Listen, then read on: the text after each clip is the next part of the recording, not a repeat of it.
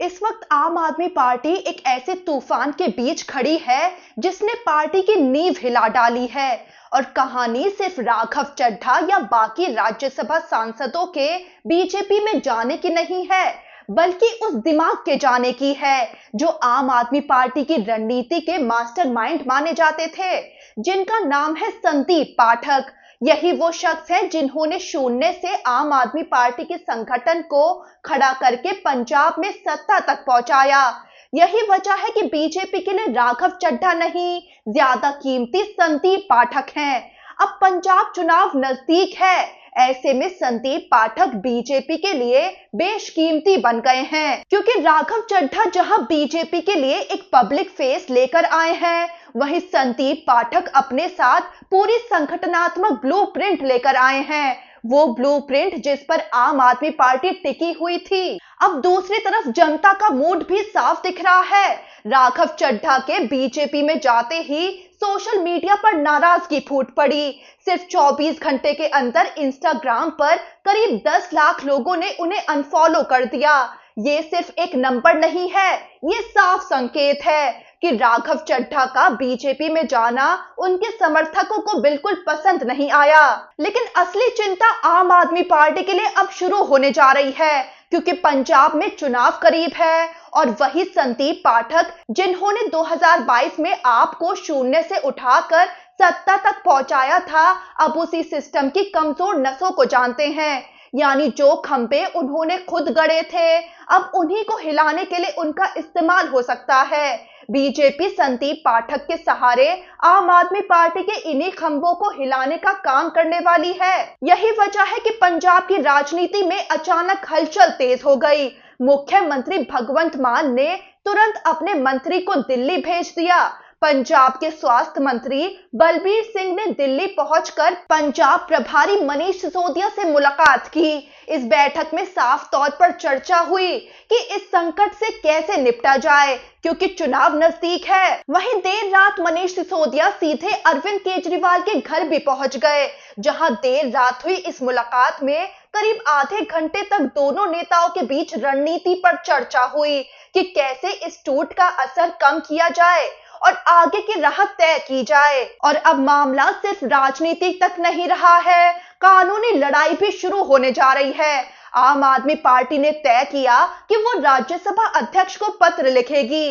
Party के मुख्य सचेतक एनडी गुप्ता और नेता संजय सिंह ने साफ कर दिया कि वो संविधान की 10वीं अनुसूची के तहत इन सांसदों की सदस्यता रद्द करने की मांग करेंगे। दरअसल आम आदमी पार्टी का साफ कहना है कि ये विलय नहीं है, बल्कि साफ साफ दल बदल का मामला है और कानून के तहत इन सांसदों की सदस्यता खत्म होनी चाहिए। आपने इस मुद्दे पर कानूनी विशेषज्ञों से सलाह ली है और पूरी तैयारी के साथ याचिका दाखिल की जा रही है।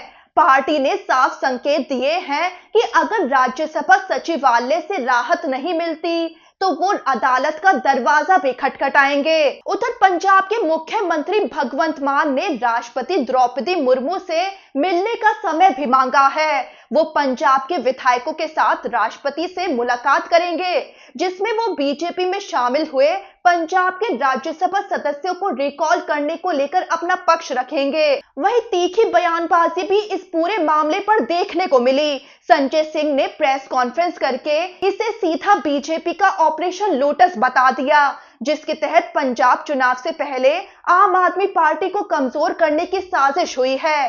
संजय सिंह ने कहा कि आम आदमी पार्टी ने इन दल बदलू नेताओं को जमीन से उठाकर संसद तक पहुंचाया, लेकिन इन्होंने पंजाब की जनता की पीठ में छुरा घोंप दिया है। संजय सिंह ने नाम लेकर कहा कि राघव चड्ढा, अशोक मित्तल, राजेंद्र गुप्ता, विक्रमजीत साहनी, संदीप पाठक, स्वाति मालीवाल और हरभजन सिंह, इन सातों ने पंजाब का भरोसा तोड़ा है। वहीं संजय सिंह ने आरोप लगाया कि बीजेपी ने ईडी और सीबीआई का इस्तेमाल करके इन सांसदों पर दबाव बनाया।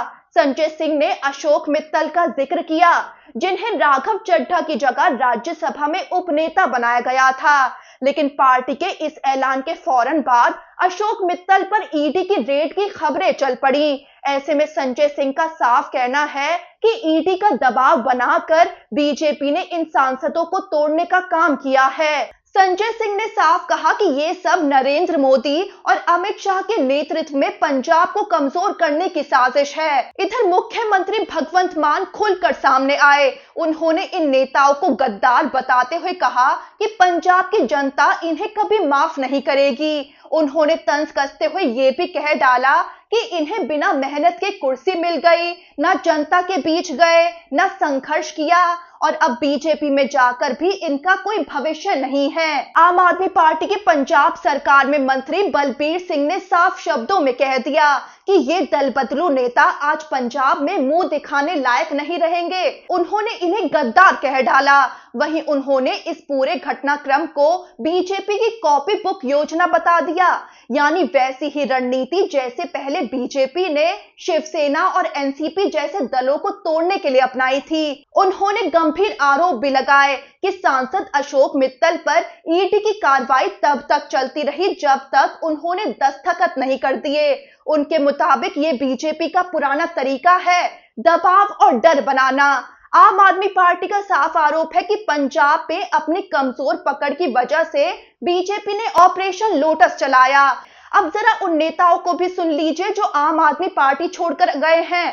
राघव चड्ढा बोले कि जिस पार्टी को उन्होंने 15 साल दिए वही अब अपने मूल्यों से भटक चुकी है और अब राष्ट्रीय हित के बजाय निजी स्वार्थ के लिए काम कर रही है। उन्होंने आगे कहा कि मैं सही आदमी हूं लेकिन गलत पार्टी में फंस गया और इसीलिए वो जनता के पास जा रहे हैं। लेकिन यहाँ एक दिलचस्प मोड़ भी है।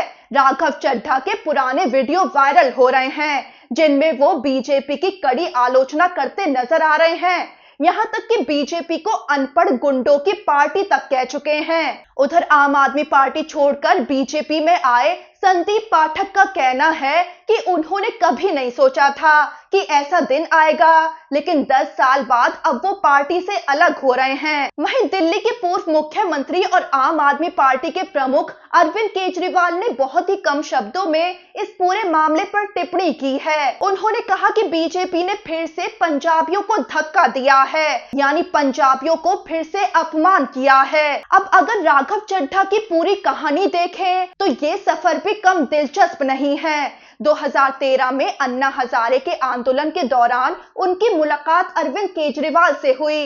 लंदन स्कूल ऑफ इकोनॉमिक्स से पढ़ाई कर लौटे राघव ने पार्टी में एक वॉलंटियर के तौर पर शुरुआत की, फिर जन लोकपाल बिल के ड्राफ्ट में काम किया, सबसे युवा प्रवक्ता बने और धीरे धीरे पार्टी का चेहरा बन गए। 2019 में लोकसभा चुनाव हार गए, लेकिन 2020 में विधायक बने और 2022 में 33 साल की उम्र में राज्यसभा पहुंचे, सबसे युवा सांसदों में शामिल हो गए।